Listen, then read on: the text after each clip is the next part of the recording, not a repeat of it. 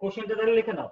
এমন একটি একক ভেক্টর নির্ণয় করো যা xy তলের সমান্তরাল এবং 2i minus 2j plus 6k এর সমকোণে অবস্থিত। আচ্ছা, তাহলে আমরা কিভাবে সলভ করবো দেখো।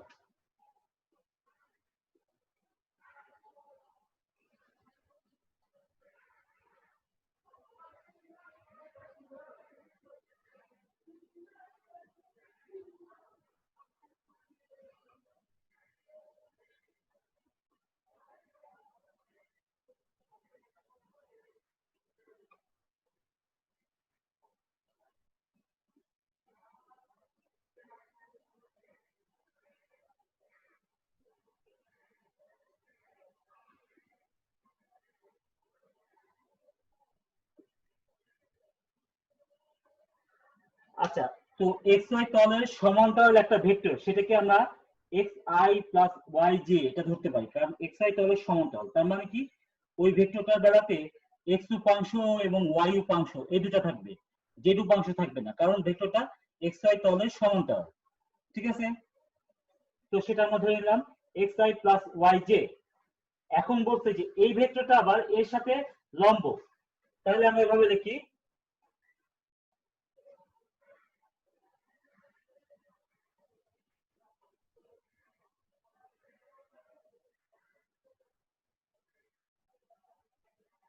আমরা ওই যে ভেক্টরের সাথে লম্ব ওইটাকে একটা কিছু ধরে নিলাম, ধরে নিলাম যেটা কিউ। তাহলে পি হচ্ছে এটা ধরছি, আর কিউ হচ্ছে ওই ভেক্টরটা। তাহলে পি আর কিউ পরস্পর লম্ব, এটা বলা আছে শর্তানুযায়ী।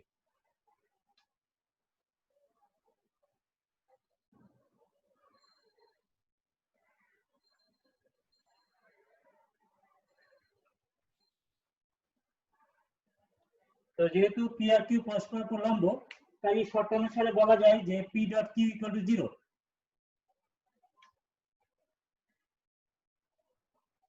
তো পি ডট কিউ একবারে ডট গুণ করে দিই, আসলে এরকম ভাবে লেখার কথা, লিখে দিই।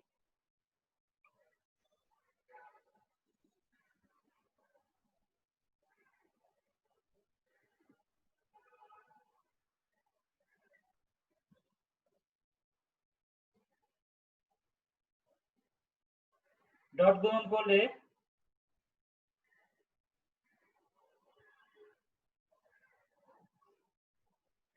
এখানে দেখো, আই এর সহগের সাথে আই এর সহগ গুণ, জে এর সহগের সাথে জে এর সহগ গুণ, কিন্তু কে নাই মানে 0। তাহলে 0 ইন্টু 6 মানে 0, সেটাই হলো 0। এখান থেকে পাওয়া যায় কি, 2x ইকুয়াল টু ওয়াই, অর্থাৎ x ইকুয়াল টু ওয়াই।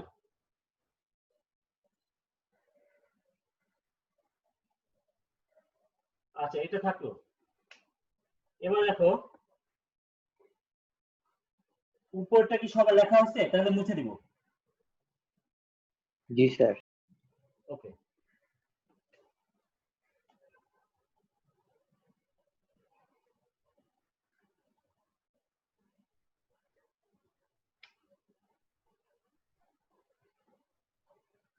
তাহলে পি ভেক্টর ইকুয়াল টু লেখা যায় কি, x এবং y যেহেতু সমান, তাহলে x I plus x J লেখা যায়, কারণ x আর y সমান। দুইটাই x লেখা যায়, ইচ্ছা করলে দুইটাই y লিখতে পারি। তো এখন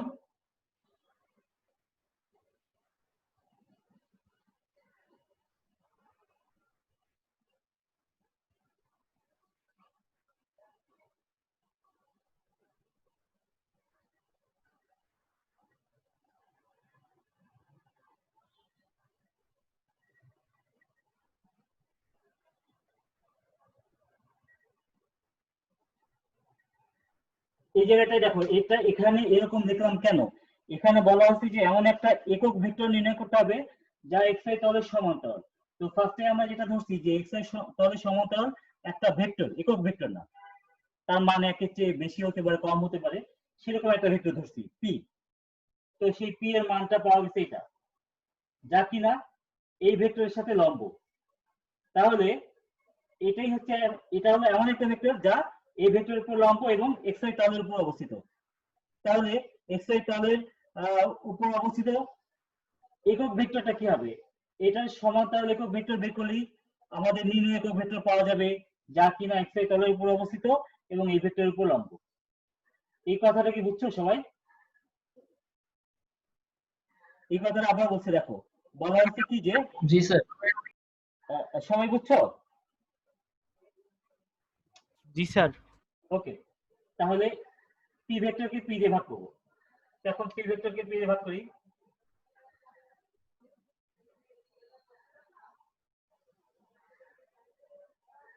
পি এর মান মানে আই এর সহগের স্কয়ার প্লাস জি এর সহগের স্কয়ার, এটার রুট। এখন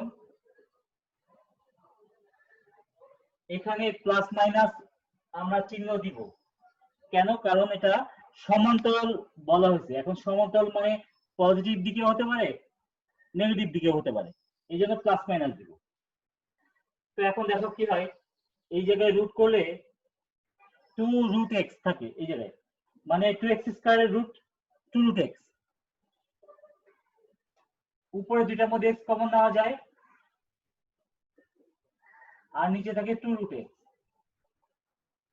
সামনে প্লাস মাইনাস।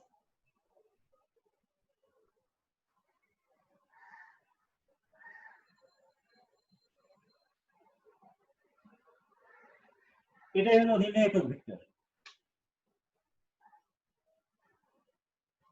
স্যার এটা √2x হবে না 2√x হবে? উল্টে গেছে,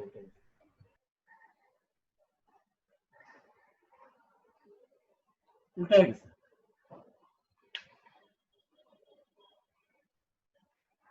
ঠিক আছে, এবার বুঝতে পারছো না সবাই? স্যার আপনার সে ভিডিও মাঝে মাঝে আটকে যাইতেছে।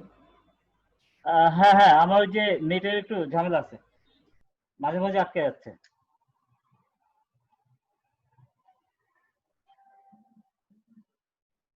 আচ্ছা, তো বুঝছো সবাই? জি স্যার। ওকে। জি স্যার। আর কোনো সমস্যা আছে থাকলে বলো, নাহলে আমরা ক্যালকুলাসে যাই। আচ্ছা যান, ক্যালকুলাসে যান।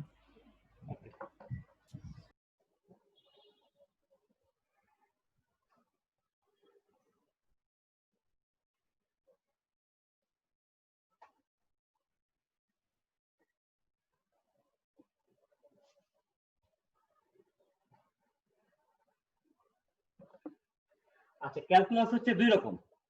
একটা হলো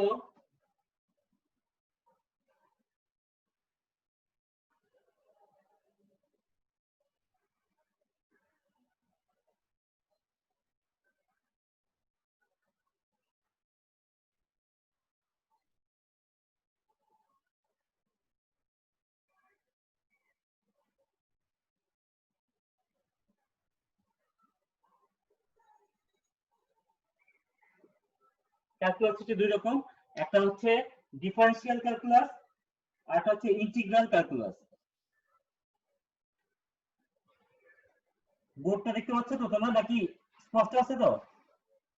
জি স্যার। জি স্যার, কথাই স্পষ্ট। আচ্ছা, ওকে। তো ওই যে ভিডিও মাঝে মাঝে আটকে যাচ্ছে কেন? ওই যে নেটের সমস্যা হয়েছে একটু, দু একদিনের মধ্যে ঠিক হয়ে যাবে। আচ্ছা, তো তাহলে ক্যালকুলাস হচ্ছে দুই প্রকার।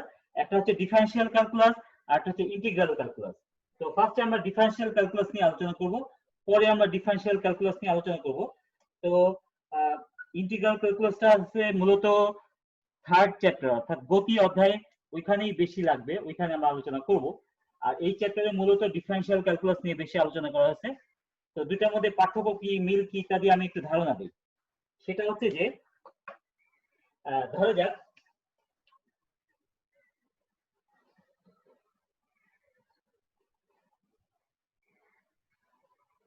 একটা বস্তুর বেলাতে আমরা স্মরণ সময় লেখচিত্র আঁকছি। তো স্মরণ সময় লেখচিত্রটা পাওয়া গেল কিরকম, যে বস্তুটা অসম বেগে যাচ্ছে, মানে বেগের মান কখনো বৃদ্ধি পাচ্ছে, কখনো হ্রাস পাচ্ছে, এরকম। তো অসম বেগে যাচ্ছে। তাহলে এখন আমরা যদি জানতে চাই যে এই বস্তুটা কোন একটা নির্দিষ্ট মুহূর্তে বস্তুটার বেগ কত, একটা নির্দিষ্ট মুহূর্তে বস্তুটার বেগ কত, সেটা আমরা কিভাবে নির্ণয় করতে পারি? দেখো, আমার কথা শোনা যাচ্ছে না? যদি মাঝে মাঝে আটকা যায় আবার আমাকে বলবা, নাইলে কথাগুলো যদি পুরাটা না শুনো তাহলে বোঝা যাবে না। আচ্ছা, তো যেটা বলছিলাম যে এরকম যদি অসম বেগে কোনো বস্তু চলে, তাহলে যদি আমরা কোনো একটা নির্দিষ্ট মুহূর্তে তার বেগটা কত এটা যদি নির্ণয় করতে চাই আমরা কিভাবে করতে পারি দেখো, ধরা যাক এ বিন্দুতে আমরা ওই ঠিক এ বিন্দুতে বস্তুটার বেগ কত এটা আমরা নির্ণয় করতে চাই। তো আমরা যদি এরকম করি যে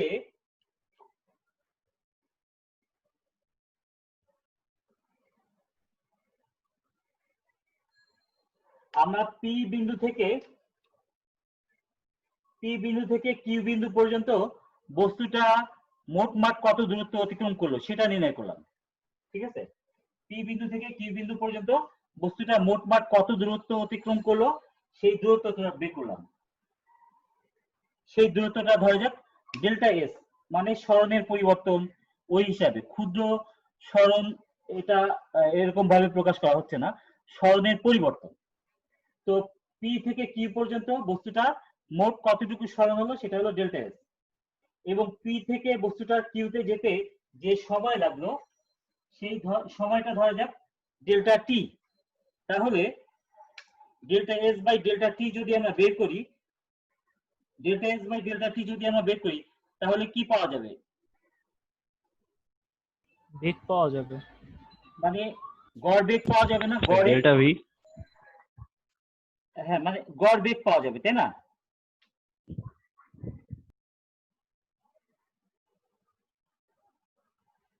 মানে এইটুকু সময়ের জন্য পি থেকে কিউ এর মধ্যে এই রেঞ্জের মধ্যে গড়ে তার সরণ কত সেটা পাওয়া যাবে, তাই না?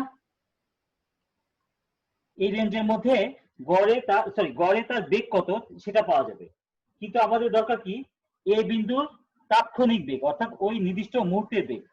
এখন যদি এমন হয় যে পি আর কিউ যে দুটা বিন্দু, পি হচ্ছে এই বিন্দুর একটু আগে আর কিউ হচ্ছে এই বিন্দুর একটু পরে, এখন যদি আমরা একটা কাজ করি পি আর কিউ বিন্দু দুটাকে আরো কাছে নিয়ে আসলাম,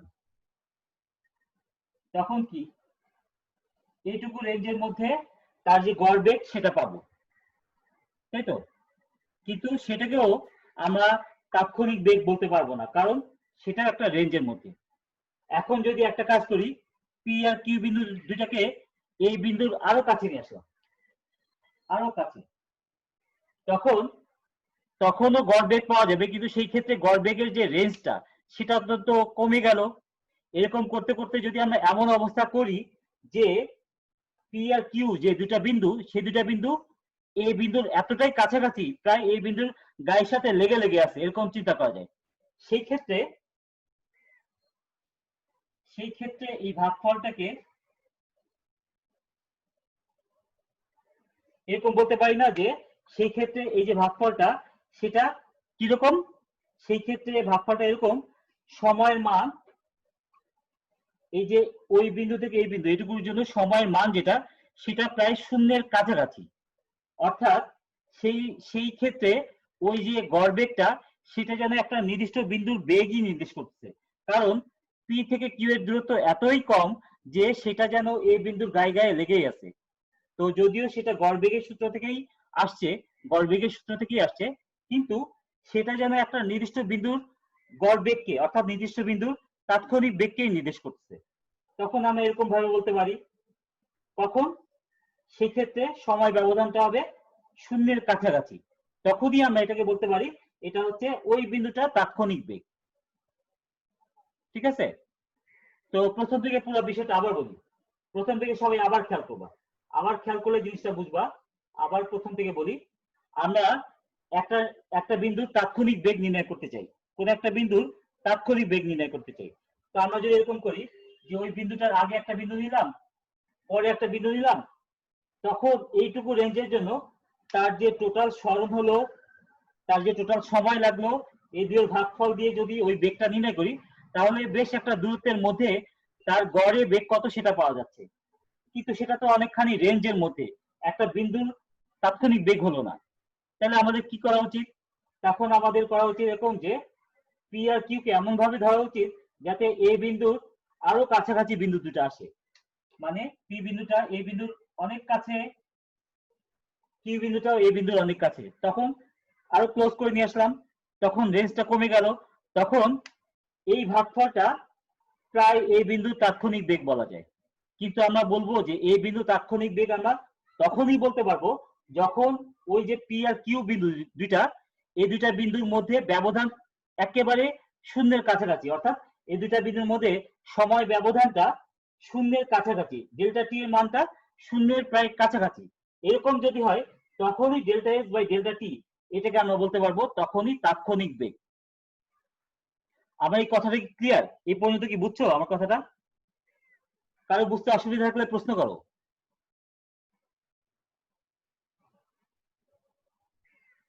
কারো বুঝতে অসুবিধা স্যার, থাকলে বলো। স্যার এখানে কি সময়ের ব্যবধান শূন্যের কাছাকাছি হবে নাকি হচ্ছে মানে দূরত্বের ব্যবধান? মানে এখানে ভেরিয়েবলটা হচ্ছে সময়, এই জন্য সময়টাকেই বলা হচ্ছে। সময় যদি খুব ক্ষুদ্র হয় তাহলে দূরত্বটা অনেক ক্ষুদ্র হবে, স্বাভাবিক। ঠিক আছে, যেহেতু সময়টা ভেরিয়েবল এই জন্য টিটাকেই উল্লেখ করা হয় সবসময়, যেটা ভেরিয়েবল মানে দুইটাই ভেরিয়েবল কিন্তু স্বাধীন চলক আর নির্ভরশীল চলক বলে একটা কথা আছে, এখানে টিটা হচ্ছে স্বাধীন চলক, ওইটাকে উল্লেখ করা হয়। তাহলে আমরা বলবো যে এইটাকে এরকম ভাবে লেখা হয় ক্যালকুলাসের ভাষায়, আসলে এটা লিমিট, এই লিমিট থেকেই ডিফারেন্সিয়েশন আসছে। তো তোমরা ম্যাথ যখন করবা তখন দেখবা যে লিমিট এবং ফাংশন তারপরেই আছে ডিফারেন্সিয়েশন, কারণ লিমিট ফাংশন থেকেই ডিফারেন্সিয়েশনটা আসছে। এখন লিমিট অর্থাৎ সময়ের ব্যবধানটা, সময়ের সীমাটা যদি শূন্যের কাছাকাছি হয় তখন স্মরণের সাথে সময়ের যে পরিবর্তনের হার এইটাকেই বলা হবে তাৎক্ষণিক বেগ, এটাকেই আমরা বলবো তাৎক্ষণিক বেগ। আচ্ছা, এখন কথা হলো যে এইভাবে সময়টা প্রায় শূন্যের কাছাকাছি যদি হয় তখন স্মরণের মানটা কত, সময়টা কত, এটা বের করে প্র্যাকটিক্যালি বের করাটা নিশ্চয়ই অনেক কঠিন। এই জন্য এটা থেকেই আসছে ডিফারেন্সিয়েশন। সেটা হলো ডিফারেন্সিয়েশনের সংজ্ঞা হচ্ছে এরকম, সময় ব্যবধান যখন শূন্যের কাছাকাছি হবে তখন ডেল্টা চিহ্নগুলোকে, এই যে ডেল্টা চিহ্ন এগুলোকে লেখা হয় ডি, অর্থাৎ ডিএস বাই ডিটি। এই শর্তটা যখন থাকবে তখন ডেল্টা চিহ্নগুলোকে ডি লেখা হয়, তখন আর কিন্তু লিমিট থাকবে না, লিমিট কথাটা তখন চলে যাবে। তাহলে এভাবেই লিমিট থেকে ডিফারেন্সিয়েশন আসছে, যে সময় ব্যবধান যখন শূন্যের কাছাকাছি তখন এই ভাগফলটাকে ডিএস বাই ডিটি এরকম ভাবে বলা হয়, অর্থাৎ এভাবেই ডিফারেন্সিয়েশনটা আসছে। অর্থাৎ ডিফারেন্সিয়েশন করার মূল উদ্দেশ্য কি, অতি ক্ষুদ্র সময়ে অতি ক্ষুদ্র যে স্মরণ হয় ওই স্মরণের পরিবর্তনের হার এটা নির্ণয় করার উদ্দেশ্য। হ্যাঁ নাইম বলো।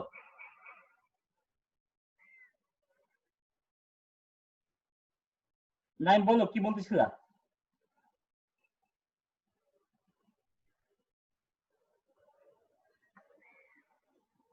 কোন কোশ্চেন করতেছিলা বলো।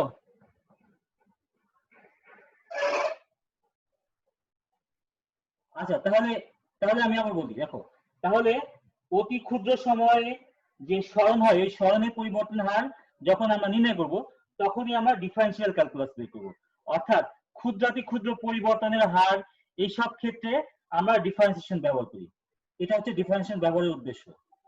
আর ইন্টিগ্রেশন হচ্ছে ঠিক তার উল্টা। আচ্ছা, এই ডিফারেন্সিয়েশন সংক্রান্ত আমরা সূত্র দেখব, তো ইন্টিগ্রেশন সম্পর্কে একটু সংক্ষিপ্ত ধারণা দিই তারপরে আমরা এটা শুরু করব।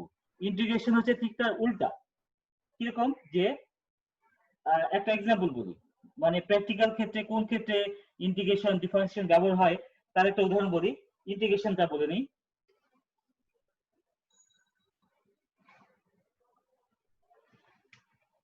তোমরা আমার কথা শুনতে পাচ্ছ তো? স্যার কথা ক্লিয়ার। আচ্ছা ওকে, তাহলে এখন যেটা বলছিলাম যে ধরা যাক একটা মোবাইলের টাওয়ার অনেক বাসার ছাদের উপর থাকে। এখন মোবাইলের টাওয়ার গুলো এমন ভাবে প্রথম দিকে কথা বোঝা যাইতেছিল না। আচ্ছা, মানে এই অংশটা বুঝছো, এই অংশটা এটুকু বুঝছো? জি স্যার বুঝছি স্যার। ওকে, আচ্ছা তাহলে যেটা বলছিলাম যে ইন্টিগ্রেশনের ব্যবহার বলছিলাম যে ইন্টিগ্রেশন কোন ক্ষেত্রে ব্যবহার করা হয় এটার একটা এক্সাম্পল বলছি, যে অনেক সময় অনেক বিল্ডিং এর উপরে টাওয়ার গুলো বসানো থাকে, বিভিন্ন নেটওয়ার্কের টাওয়ার, মোবাইলের টাওয়ার গুলা, সেগুলো এরকম ভাবে টাওয়ার গুলো কাজ করে যে একটা টাওয়ার এর চারপাশে মোটামুটি 2 কিলোমিটার ব্যাসার্ধের ওই টাওয়ারকে ঘিরে 2 কিলোমিটার ব্যাসার্ধের যতটুকু এরিয়া আছে ওর মধ্যে যতগুলো মোবাইল কি বলা যায়, মোবাইল গ্রাহক আছে, তাদের সবাইকে সার্ভ করবে, সবাইকে সংযোগ স্থাপন করবে। মোটামুটি এরকম এক একটা টাওয়ারটা এরকম ভাবে কাজ করে। এখন এই টাওয়ারটা এমন ভাবে তার এনার্জি গুলো এমিট করবে যাতে এইখান থেকে 2 কিলোমিটার দূরে যে আছে সেও যেন যথেষ্ট স্ট্রং সিগন্যাল পায়। এরকম ভাবেই টাওয়ার গুলো সিগন্যাল গুলো এমিট করবে, এরকম ভাবেই কাজ করে এটা। এখন আমরা যদি ইচ্ছা মতন পাওয়ার বাড়িয়ে দিই, তাহলে তো 2 কিলোমিটার কেন, 3 কিলোমিটার 4 কিলোমিটার দূরে যারা আছে তারাও পাওয়ার পাবে, কিন্তু এই পাওয়ার গুলো জেনারেট করাটা অনেক ব্যয়বহুল। এই জন্য এখানে কি করা হয় যে এই একদম সর্বশেষে যে আছে সে যাতে সর্বোচ্চ সিগন্যাল পায় ওই রকম ভাবে ক্যালকুলেট করে পাওয়ারটা পাঠানো হয়। কিরকম ভাবে পাঠায়, প্রথমে প্রথমে কি করবে যে এই টাওয়ার থেকে মনে করো 1 মিটার দূরে টাওয়ার থেকে একটা সিগন্যাল পাঠালো। তো আমরা জানি যে যে কোনো তরঙ্গ যত দূরত্ব অতিক্রম করে তরঙ্গের শক্তি বা তীব্রতা এটা কমতে থাকে। তো ফার্স্টে টাওয়ার থেকে একটা তরঙ্গ উৎপন্ন করলো, এই তরঙ্গটা ধরে যাক 1 মিটার দূরে পৌঁছালে তখন তার পাওয়ার কতটুকু কমে গেল সেটা ক্যালকুলেশন করলো। তো 2 কিলোমিটার তুলনায় 1 মিটার বা 1 সেন্টিমিটার এটা নিশ্চয়ই অনেক ক্ষুদ্র, অতি ক্ষুদ্র। তো 1 মিটার দূরত্ব অতিক্রম করলে পাওয়ারের কতটুকু চেঞ্জ হলো সেটা হিসাব করলো। ওইটার উপর বেস করে এই টাওয়ার থেকে 2 কিলোমিটার দূরে গেলে পাওয়ারটা কতটুকু চেঞ্জ হবে সেটা বের করতে গেলে তখন আমাদের ইন্টিগ্রেশন করতে হবে, মানে ক্ষুদ্র হিসাব থেকে বৃহৎ হিসাব, অর্থাৎ অনেক দূরের পর্যন্ত হিসাব, এটা যদি বের করতে চাই তখন ইন্টিগ্রেশন লাগবে। আমরা যদি ঐকিক নিয়ম করি, ঐকিক নিয়ম এখানে কোনো কাজে লাগবে না, ঐকিকের কোনো এখানে ব্যবহার নাই, ঐকিক দিয়ে কাজ হবে না। তখন ইন্টিগ্রেশন দিয়ে করতে হবে যে ক্ষুদ্রাতি ক্ষুদ্র পরিবর্তনকে ব্যবহার করে একটা বৃহৎ পরিবর্তন যদি আমরা বের করতে চাই তখন ওই ইন্টিগ্রেশনের সাহায্যে করবো যে এই পাওয়ারটা যদি ওইখানে পৌঁছায় তাহলে তার এনার্জি কতটুকু কমে যাবে। ওইটার উপর বেস করে হিসাব করা হয় যে সর্বশেষ স্থানে এতটুকু পাওয়ার পেতে চাইলে প্রারম্ভিক পাওয়ারটা কত হওয়া লাগবে, এরকম ভাবে হিসাব করে তারপর টাওয়ার গুলোতে পাওয়ার দেওয়া হয়, ওই অনুযায়ী একটি সিগন্যাল পাঠানো হয়। এটা হচ্ছে ইন্টিগ্রেশন একটা ব্যবহার। তো এটা কি বুঝছো, সবাই কি বুঝছো এটা আমি কি বললাম ব্যাপারটা? হ্যাঁ আরেকবার একটু বুঝান, আমি বুঝিনি স্যার। আচ্ছা আবার বলছি দেখো, এই যে আচ্ছা তার আগে বলে নিই, সেটা হচ্ছে যে 7 মিনিট পর আবার ডিসকানেক্ট হয়ে যাবে, আমরা আবার জয়েন করব। আচ্ছা তাহলে যেটা বলছিলাম যে ধরো যাক এরকম একটা মোবাইলের টাওয়ার, এই টাওয়ার গুলোর কাজ হচ্ছে যে এই টাওয়ার গুলো মোটামুটি এই টাওয়ারকে ঘিরে 2 কিলোমিটার ব্যাসার্ধের যতটুকু এরিয়া হয় তাদের মধ্যে যতগুলো মোবাইল থাকবে সবাইকে সার্ভ করবে, সবাইকে কানেক্ট করবে, এরকমই কাজ করে। তো এরা যদি এখান থেকে পাওয়ারটা এমন ভাবে পাঠানো হয় যে সর্বশেষ যে আছে 2 কিলোমিটার দূরে সেও সাফিসিয়েন্ট এনার্জি যাতে পায়, ওরকম ভাবে 2 কিলোমিটার দূরের গ্রাহককেও সঠিকভাবে কানেক্ট করতে গেলে ওরকম ভাবেই পাওয়ারটা তৈরি করতে হবে, জেনারেট করতে হবে এখানে। এখন যেটা বলছিলাম যে যদি আমরা ইচ্ছা মতন পাওয়ার দিই, অনেক বেশি পাওয়ার দিই, তাহলে তো 2 কিলোমিটার কেন 5 কিলোমিটার 10 কিলোমিটার দূরে যে আছে সেও পাওয়ার পাবে, কিন্তু অত বেশি পাওয়ার দিতে গেলে ওটা অনেক ব্যয়বহুল। এই জন্য এইভাবে মানে হিসাবটা এরকম ভাবে করা হয় যাতে এখান থেকে সর্বশেষ যে আছে সে যদি সাফিসিয়েন্ট সিগন্যাল পেতে চায় তখন মিনিমাম কতটুকু পাওয়ার দিতে হবে ওইটা হিসাব করার প্রয়োজন হয়। তখন হিসাবটা করে কিভাবে, প্রথমে এই টাওয়ার থেকে একটা সিগন্যাল পাঠায়, মানে এটা টেস্ট সিগন্যাল, যাতে এই টাওয়ার থেকে খুব ক্ষুদ্র দূরত্ব, মনে করো 1 মিটার, মানে অল্প একটু দূরত্ব, এটুকু গেলে এই পাওয়ারের চেঞ্জটা কতটুকু হচ্ছে এটা হিসাব করা হয়। তো যে কোনো তরঙ্গ, সেটা আলোক তরঙ্গ হোক, আবার মোবাইলের যে তরঙ্গগুলো এগুলো তো এক ধরনের তরঙ্গ, এই তরঙ্গগুলো একটা দূরত্ব যখন অতিক্রম করে তখন তাদের পাওয়ারটা কমতে থাকে। তো 1 মিটার দূরত্বে গেলে তার পাওয়ারটা কতটুকু চেঞ্জ হলো এটা হিসাব করার পর ওইটার উপর বেস করে এইখান থেকে শুরু করে 2 কিলোমিটার দূরে যে আছে সেখানে পাওয়ার গেলে কতটুকু চেঞ্জ হবে এটা হিসাব করা হয়। এবং এই হিসাবটা নর্মাল গাণিতিক সূত্র দিয়ে করা যাবে না, যেমন ঐকিক নিয়ম বা বীজগণিতের অন্যান্য সূত্র এগুলো দিয়ে করা যাবে না, তখন করতে হবে ইন্টিগ্রেশন দিয়ে। মানে ক্ষুদ্র পরিবর্তন থেকে বৃহৎ পরিবর্তন যদি আমরা বের করতে চাই তখন আমাদের ইন্টিগ্রেশনকে ব্যবহার করতে হবে। ওই ইন্টিগ্রেশনের সাহায্যে কেবলমাত্র বের করা যায় যে 1 মিটার দূরত্বের চেয়ে যেটুকু এটার উপর বেস করে 2000 মিটার বা 3000 মিটার দূরে যে আছে সেখানে চেঞ্জ কতটুকু হবে, ওইটার উপর বেস করে টাওয়ার গুলো পাওয়ার জেনারেট করে এবং ওই পাওয়ার গুলো সর্বশেষ যে আছে সে যথেষ্ট সিগন্যাল বা স্ট্রং সিগন্যাল পায়, ওরকম ভাবে পাওয়ারটা পাঠানো হয়। তাহলে এই ক্ষেত্রে ইন্টিগ্রেশনের ব্যবহার হচ্ছে। কথাটা বুঝতে পারছো? জি যদি স্যার কেউ বুঝছি। না বুঝে থাকো বলো, আবার বলবো আমি। বুঝছো কি? জি স্যার বুঝছি। স্যার বুঝছি স্যার। আচ্ছা, ওকে। তাহলে ইন্টিগ্রেশনের আরো দু একটা ব্যবহার আছে, সেটা আমরা গাণিতিক ব্যবহার, সেটা আমি দেখাবো। আগে ডিফারেন্সিয়েশনের দু একটা সূত্র বলে নিই। ডিফারেন্সিয়েশনের সূত্র কয়েকটা বলে নিই।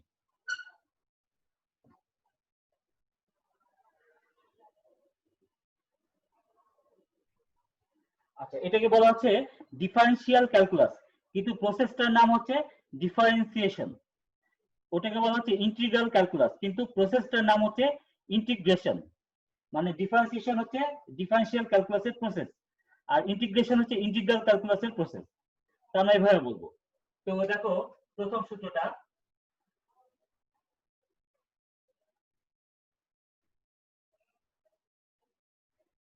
তো আগে যদিও বলছিলাম যে ডিএস বাই ডিটি, আসলে ওভাবে পড়া হয় না, পড়া হয় কিভাবে, d d x of x to the power n. এই যে এখানে এক্স এর উপরে পাওয়ারটা হচ্ছে n, d d x of x to the power n, এরকম ভাবে পড়া হয় জিনিসটা, d d x of x to the power N.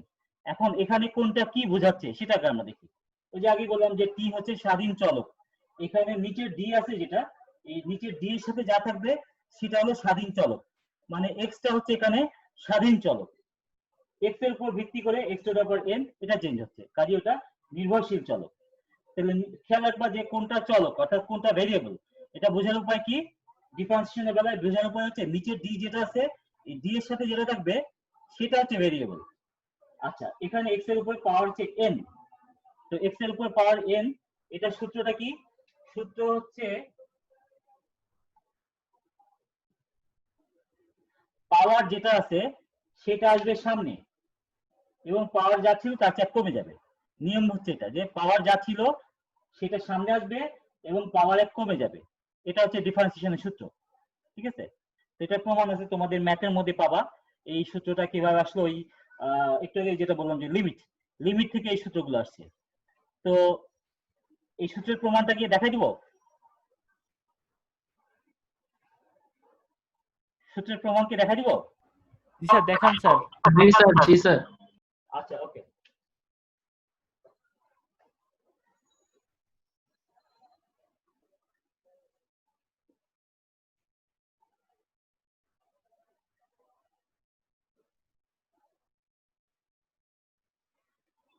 এখানে যা ডিফারেন্সিয়েশন করব সেটা কি X to the power N, ওটাই হচ্ছে আমাদের function.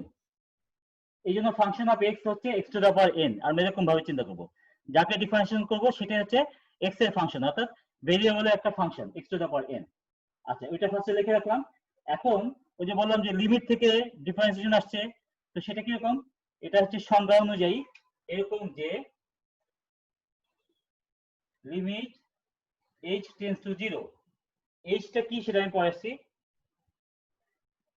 Function of x plus h minus function of x divide by H.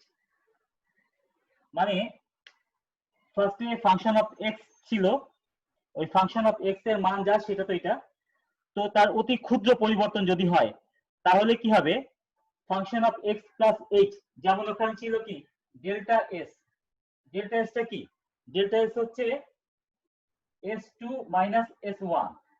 তো ডেল্টা এসটা অতি ক্ষুদ্র হবে কখন, যদি S1 এর চাইতে S2 টা অতি সামান্য পরিমাণে বৃদ্ধি পায়, তখনই তো S2 মাইনাস S1 অর্থাৎ ডেল্টা এস এটা হবে অতি ক্ষুদ্র, তাই না?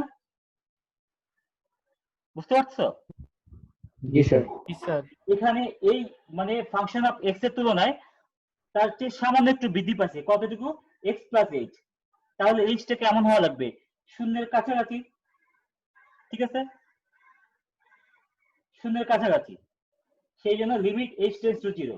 তাহলে এই পরিবর্তন বাই যেটা হচ্ছে ক্ষুদ্র পরিবর্তন হচ্ছে যার সাপেক্ষে টি এর সাপেক্ষে, এখানে যেরকম h এর সাপেক্ষে সেটা দিয়ে ভাগ, এটাই হচ্ছে